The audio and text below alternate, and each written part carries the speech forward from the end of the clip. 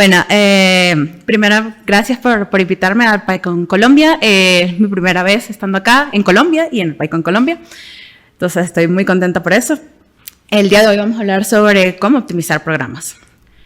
Primero, quiero hablarles como de la base, la medio teórica, de cómo es la optimización. Definición, en qué partes del proceso de hacer un proyecto podemos optimizar. Cómo analizar el código, tanto en la teoría como en la práctica. Vamos a hablar del proceso de optimización en la vida real, cómo llevaríamos esto de la optimización a través de un ejemplo. Y al final les voy a dar como que unos consejos. Pero primero les quiero hablar un poco de mí. Como ya dijeron, soy StackBuilders, por si no era obvio. Soy desarrolladora de software con un poquito más de 7 años de experiencia. Soy venezolana, pero tengo como 5 años viviendo en Ecuador.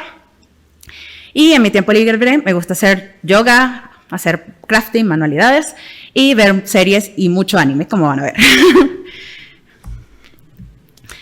Entonces, veamos. Primero, definamos qué es optimización. Vamos a hablar de qué es modificar un programa sin alterar su funcionamiento para que sea más eficiente en el uso de uno o varios recursos. Nos referimos a esto como optimizar recursos como el CPU, la memoria, el GPU. Entonces, en eso nos vamos a enfocar. Y lo importante es que también se tiene que mantener el funcionamiento correcto del programa. Entonces, no deberíamos alterarlo. Es como hacer un refactoring, pero sin cambiar que funcione lo que estaba funcionando. Entonces, en donde podríamos hacer optimización cuando estamos haciendo un proyecto, podría ser como que el más alto nivel sería el diseño de la arquitectura. Aquí me refiero como si tienen un proyecto grande, cómo se relacionan los módulos, cómo se comunican entre ellos. Por ejemplo, si es una API, cómo se definen los endpoints para que devuelva la información justa y necesaria, no más ni menos. Ese es el tipo de cosas que trataríamos de optimizar en ese nivel. En el nivel de algoritmos y estructuras de datos, más bien me refiero a un problema en particular en todo tu proyecto. Entonces, como funciones específicas que resuelven un problema, y vamos a utilizar algoritmos y estructuras de datos que se adecúen a estos problemas para que se resuelvan de manera más eficiente.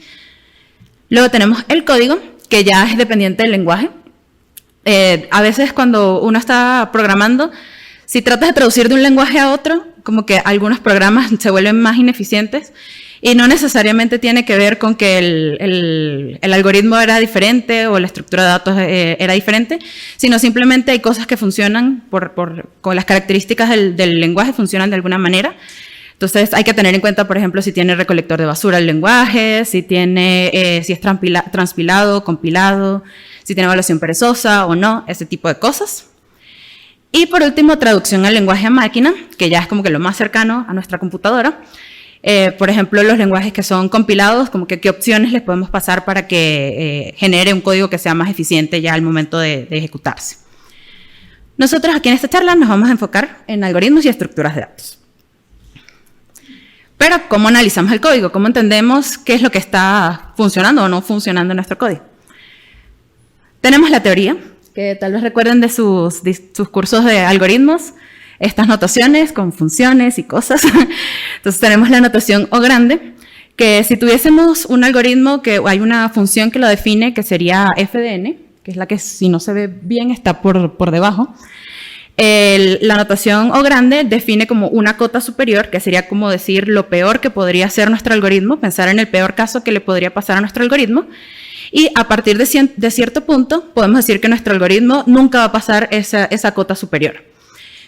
La notación omega es justamente lo contrario, que es la cota inferior. Podríamos pensar en cuál es el mejor caso, qué es lo mejor que le podría pasar a nuestro algoritmo, y esa sería la cota inferior. Y luego tenemos la notación teta, que es como la mezcla de los dos, y la idea es como hacer un sanguchito al comportamiento de nuestro algoritmo y definir la cota inferior y la cota superior. Un poquito como más entendible. Si tuviésemos un arreglo de tamaño n, podríamos pensar como que el peor caso sería que estemos buscando un elemento y el elemento no esté en ese arreglo. Entonces, ¿qué es lo que tendría que hacer? Tendría que ir posición por posición, tratando de comparar si es el elemento que estoy buscando o no, y como no lo voy a encontrar, tengo que recorrer todo el arreglo. Entonces, en el peor de los casos sería notación O grande de n. El mejor de los casos sería que justamente ese elemento que estoy buscando esté en la primera posición. En ese caso sería omega constante. Se pone normalmente como un 1, pero en realidad podría ser cualquier constante. Y luego tenemos la notación teta, que sería pensar como que en el promedio de todas las ejecuciones de mi algoritmo. Entonces tendría que comparar qué pasa si el elemento está en la primera posición, qué pasa si está en la segunda posición, qué pasa si está en la posición n y tomar promedio de todas esas ejecuciones. Habría que resolver una sumatoria, e involucrar matemáticas y cosas. Créanme que es teta de n y ya. Luego, si lo piensan, como que esto involucra muchas matemáticas y a veces no es como tan obvio que si tú tienes un algoritmo y ves dos fors anidados, digas, claro, es que es n cuadrado, es obvio. No es tan evidente, y porque realmente hay muchas otras funciones que se pueden estar llamando en tu proyecto, porque los proyectos son complejos. Entonces, si hay veces que ni siquiera sabes qué hay dentro de esa otra función que se está llamando, y tratar de ver toda la complejidad de todo el proyecto desde el punto de vista matemático no es tan viable. Realmente no pasa en la vida real. Entonces, ¿qué podemos hacer? Utilizar profilers. Los profilers nos permiten como hacer métricas, observar algún recurso específico. Tal vez pueden pensar en si alguna vez les preguntaron cuál es la duración de alguna función en específico. Normalmente lo que uno hacía era poner una instrucción antes de la función para pedir el tiempo. Ejecutas la función, pides otra vez el tiempo y normalmente restabas como que la duración de los dos tiempos. Y eso te daba cuánto duraba tu función. Los profilers hacen algo parecido. La idea es que agregan como instrucciones en tu código que no vas a ver, pero agregan ciertas instrucciones en tu código como para tomar en cuenta el recurso que estás tratando de medir, como para tratar de hacer una muestra o algo para saber sobre ese recurso, y luego dar un reporte que esperamos uno pueda entender cómo se lee. Entonces, no necesitaríamos la parte teórica. En este caso en particular, les hablo de Scaling, que es una librería de Python. Yo traté de encontrar como que tenía un problema en uno de mis proyectos y quería ver el uso de la memoria, del CPU, y tratar de hacer un profiling en uno de mis proyectos. Y me topé con un montón de profilers de Python, la verdad. Pero pocos, creo que realmente uno hacía profiling de memoria y es bastante lento si lo han usado. Entonces, como que no te ayuda tanto a entender cómo está funcionando realmente tu algoritmo. Entonces, Scaling me gustó, es relativamente nuevo, creo que tiene como 2 años o 3. Y lo bueno que tiene es que puedes hacer profiling del CPU, de la GPU, si tienes tarjeta NVIDIA nada más, y de la memoria. Como les dije, también hay estas instrucciones extras que ponen en tu proyecto. Entonces, inevitablemente o casi inevitablemente hacen tus programas un poco más lentos. En este caso, Scaling los hace 1.4 veces más lentos. Es decir, si antes tenía un programa que duraba 10 segundos en ejecutarse, ahora se va a tardar 14 segundos. Y ustedes dirán, tal vez eso es mucho tiempo, pero ellos tienen en su GitHub, que pueden ir a revisarlo, tienen una comparación como con todos los profilers y hay unos que son hasta 13 veces más lentos. Entonces, si antes duraba 1 minuto mi programa, 13 minutos es como, no quiero esperar tanto. Entonces, 1.4 es como aceptable. Y de hecho, si no le ponen el profiling de memoria, puede ser casi que 1 a 1. Tienen un feature para detectar memory leaks. Está en beta, entonces como que hay que usarlo con cuidado. Y también tiene este extra de que puedes sugerir mejoras al código. Tienen hace como un simbolito de rayo o un simbolito de explosión. Y si mueves el mouse hacia ese sitio, te muestra mejoras del código. Todavía yo no lo he visto, la verdad, pero suena interesante. Y ahora también revisé hace como 1 mes y tiene una integración con OpenAI. Entonces, si le agregan como que el key de OpenAI, tal vez les puedan hacer sugerencias de mejorar el código, incluso mejores de las que podía hacer anteriormente. Entonces, está bien interesante, si lo quieren revisar. Pero sí, no, igual te lo van a revisar. Para usar scaling es muy sencillo, literalmente solamente hay que reemplazar la palabra Python cuando van a correr el programa y usar scaling. Bueno, después de haberlo instalado, obviamente. Y así, sin más nada, le genera este reporte, que sí se ve bien, le genera este reporte que tiene esta sección en la que tiene como la ejecución, el overview de cómo se ejecutó todo el programa. Entonces tienes el resumen de todo eso. Y ellos dividen tanto la ejecución de CPU como la de memoria en dos tipos de colorecitos, que son los colores oscuros, son el de Python, y el color como un poquito más claro es native. Ellos hacen esta distinción sobre Python y native porque consideran que uno realmente solo podría optimizar, si estás trabajando en Python, ¿no? Solo podrías optimizar el código de Python. Cuando ya Python traduce a otro código, a eso ellos le llaman nativo y está como fuera de tu alcance. Entonces, esta distinción es más como para que se enfoquen en lo que realmente podrían mejorar sobre lo que no. Entonces, tenemos eso tanto para el CPU como para la memoria. Los colores que usan, por cierto, son también del color del logo. Entonces, todo lo que ven en azul es del CPU, todo lo que vean en verde es la memoria y todo lo que vean en amarillo es del GPU. No era casualidad tampoco el logo. Y en particular en el del CPU hay otro que es el system, que es básicamente las operaciones de I/O. Si está esperando que interactúe el usuario, o se va a hacer un print, o tal vez esté esperando el resultado de alguna API, saldría en ese otro color. Para la memoria en particular, tienen este trending de la memoria versus el tiempo. Entonces, ahí puedes ver como cuántas reservas cuánto espacio en memoria se reservó y cuánto se ha liberado, pero ellos no toman el tiempo, bueno, no toman la memoria cada vez que se hace alguna reserva o se libera memoria, sino que porque consideran que Python hace esto demasiado frecuente. Entonces, hacerlo cada vez es lo que justamente hace lento el profiling de memoria. Ellos decidieron que iban a tomarlo cada vez que pase un threshold, que si no le haces nada a scaling es 1 mega, pero eso también es configurable, hay una opción para eso. Y lo que hacen es como que esperan que hayan suficientes allocations y frees hasta que pase ese threshold, y ahí es cuando de verdad imprime algo en el gráfico. Si sube 1 mega o baja 1 mega entre todas esas operaciones que hicieron intermedios, es que lo va a ir reportando. Entonces hay veces que como que no salen todos los puntos del gráfico, pero realmente lo que nos interesa cuando estamos tratando de optimizar es el trending de la memoria. Entonces no nos interesa como que tan específico, tan granular el resultado.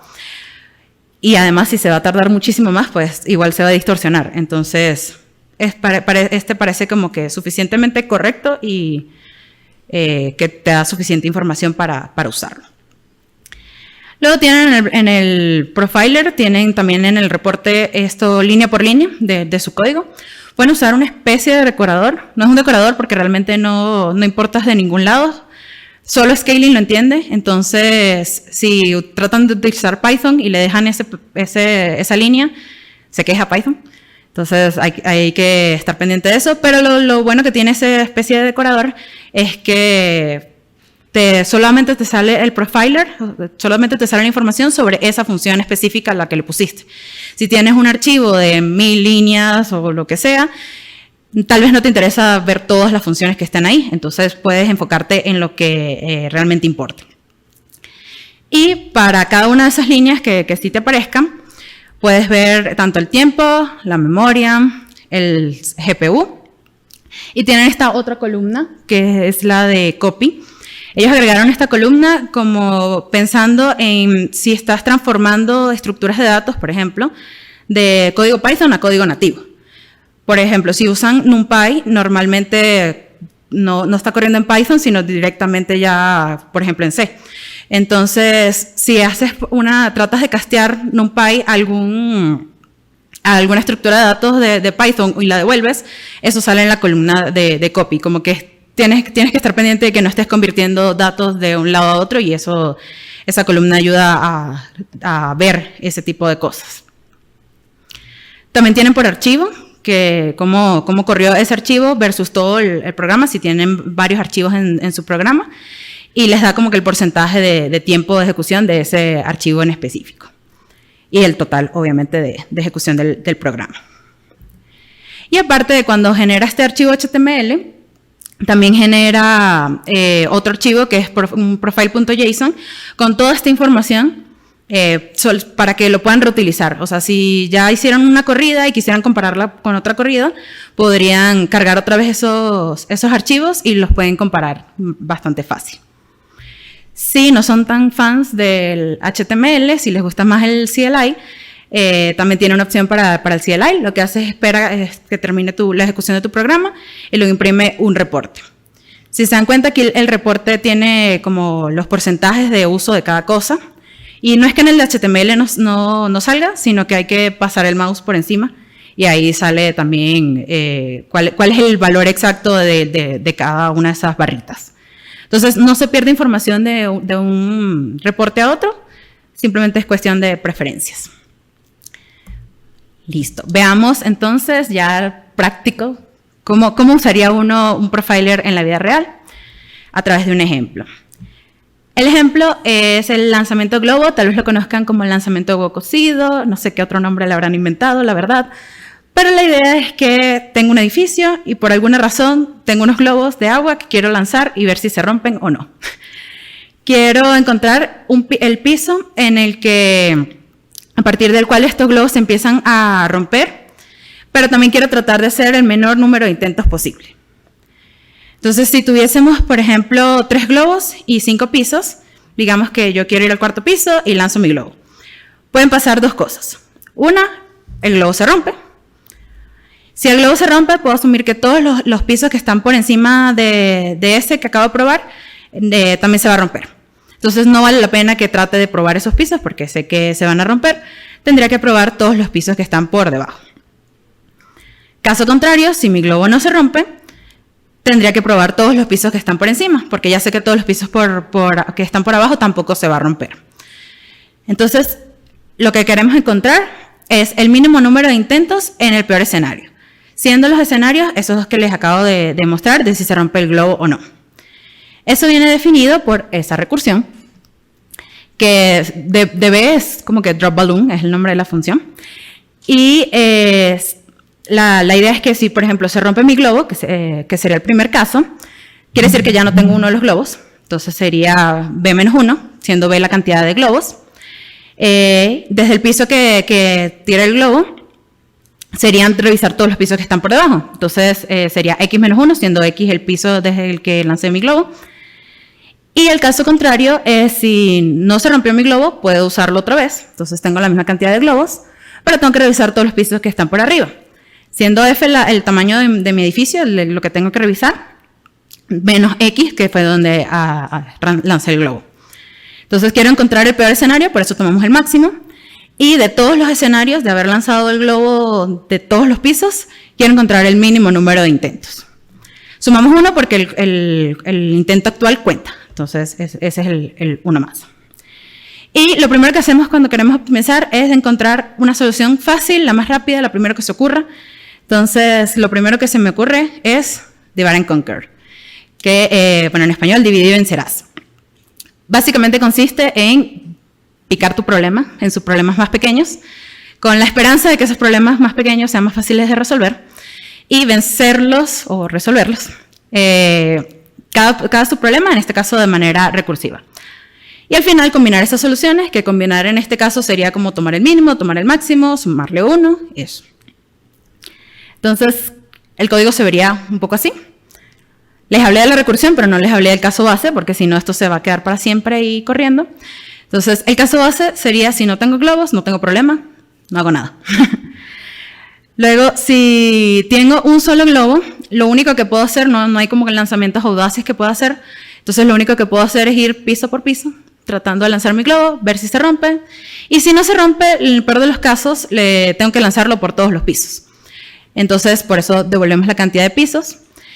Y si nada más tengo un piso o no tengo pisos, también devolvemos la cantidad de pisos, porque si solo hay uno, solo puedo lanzarlo y ver qué pasa.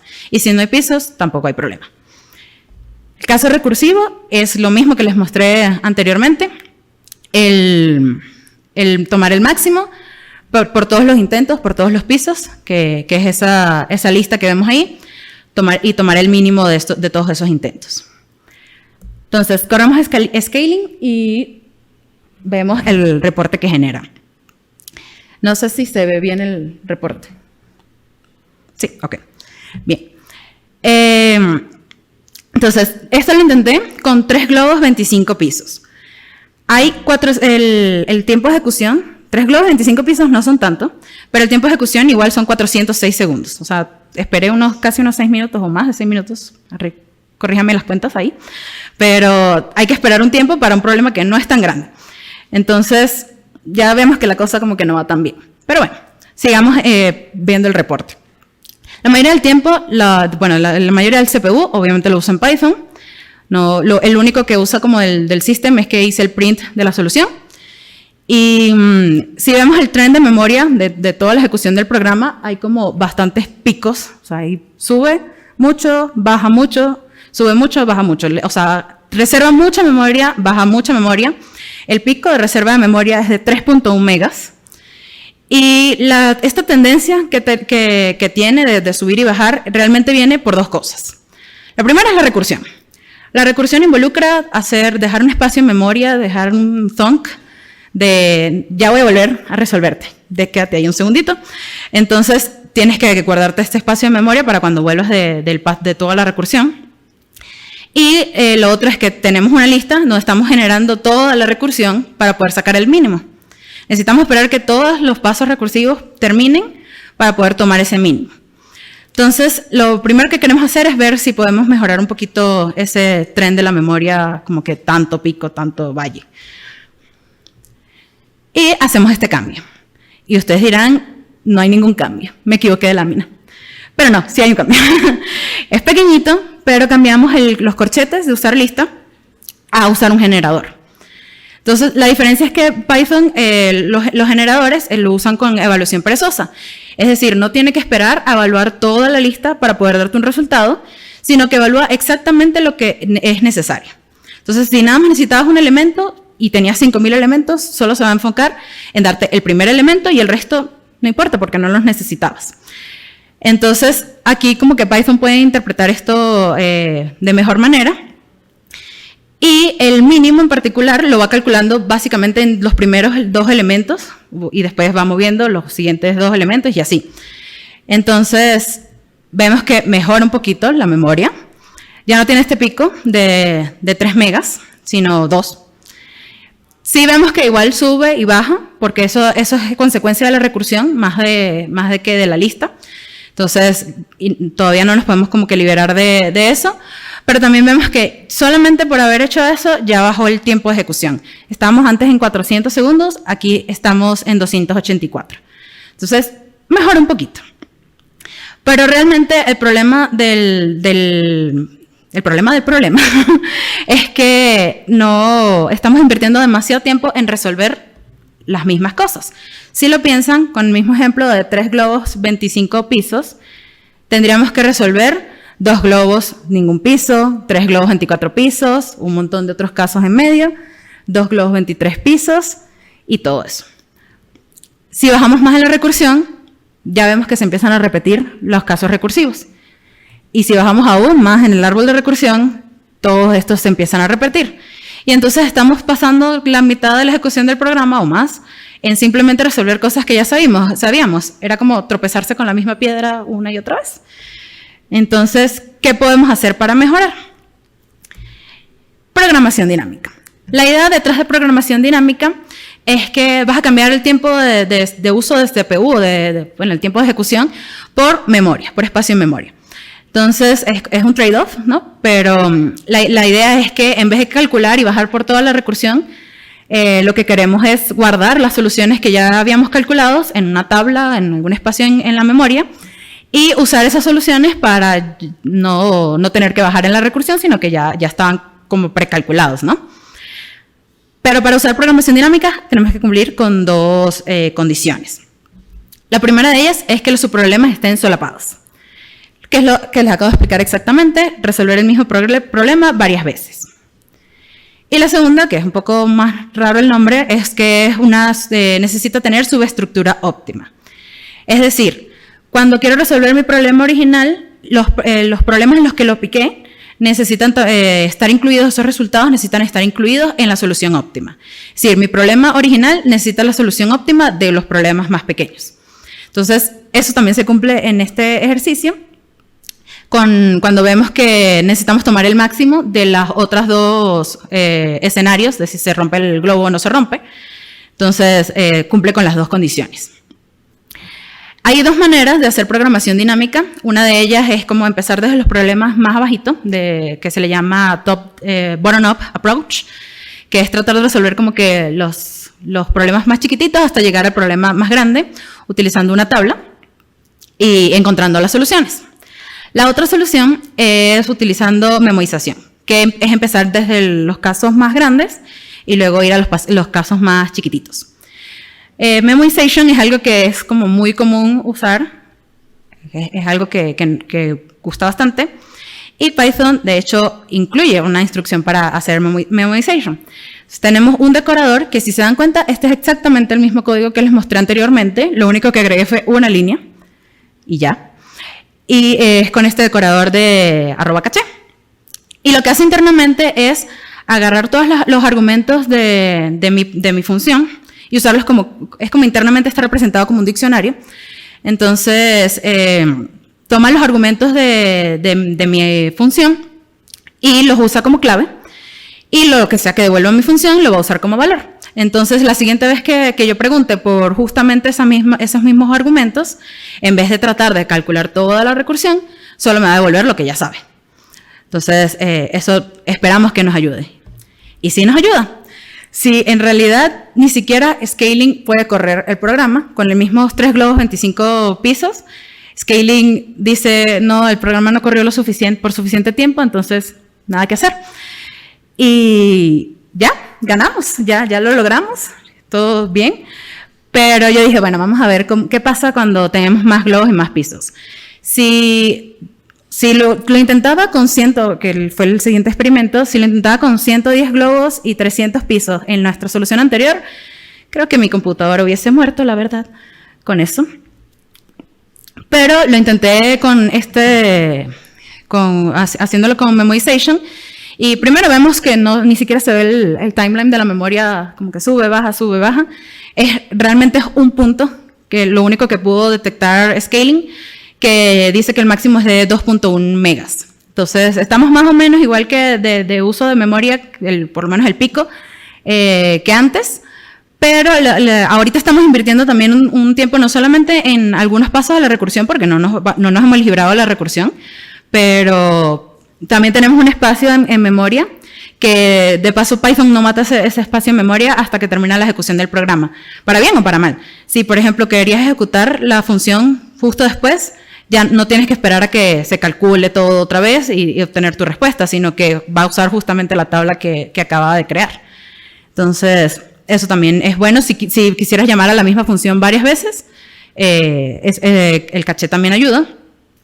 Pero solamente entonces detecta este único punto, porque, de nuevo, como les explicaba, no hay suficientes fluctuaciones de memoria que pasen el threshold que tiene Scaling. Vemos que en CPU y todo eso parece que la barra es más o menos igual que antes, entonces sí, sigue teniendo que invertir ese tiempo en la ejecución, pero con 110 globos y 300 pisos igual es 1.6 segundos versus los 400 que antes o los 300 que antes teníamos para un problema muchísimo menor. Entonces ya podemos decir, funciona. Algunos consejos que les quiero dar es, primero, enfóquense en que funcione su programa antes de tratar de hacerlo eficiente. Y muchos autores de libros de estos de optimización dicen que tratar de optimizar prematuramente es la causa de todos los males.